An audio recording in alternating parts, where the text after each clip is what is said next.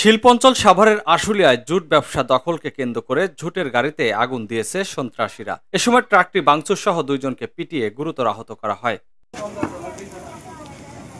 দুপুরে আশুলিয়ার গুরাট নাবানা এলাকার ইউনিকর্ন সোয়েটার লিমিটেডের সামনে এই ঘটনা ঘটে। প্রত্যক্ষদর্শীরা জানায়, জামগড়া বটতলা এলাকায় দি রোজ গার্মেন্টসে ডিট করে জুট ব্যবসা করে আসছিলেন আল আদর এর প্রোপাইটর জাকির হোসেন। আজ দুপুরে ট্রাকে করে জুট বের করে নিয়ে যাওয়ার সময় একদল সন্ত্রাসী জুটের গাড়িতে আটক করে আগুন ধরিয়ে দেয়। এ সময় তারা আগুন দিয়ে পালিয়ে যায়। পরে জুটের বস্তাগুলো পুড়ে যায়। এ সময় ট্রাকটি ভাঙচুরের পাশাপাশি চালক আনিসকে মারধর করা হয়। খবর পেয়ে আশুলিয়া থানা পুলিশ ঘটনাস্থল পরিদর্শন করেছে।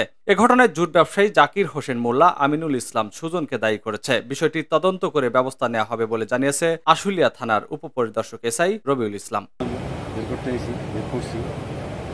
এক ট্রাক বেরিয়েছে জুট, আরেক ট্রাক হচ্ছে পলিকার্টুন। তো আমরা পলিকার্টুন কিছু বের করে নিয়ে যখন আমরা ফ্যাক্টরি থেকে বেরিয়েছি, তো হঠাৎ করে সুজন সহ সেজনের লোকজন সহ ওদের দেশীয় অস্ত্র সহ সব সহ ট্রাকে হামলা করার পরে ওর সাথে লোকজন ছিল প্রায় 30 থেকে লোক ছিল এরকম। কে এম সবুজ, ভোরের খবর, নিউজ ডেস্ক। ওরা খুব গুরুতর আহত করে।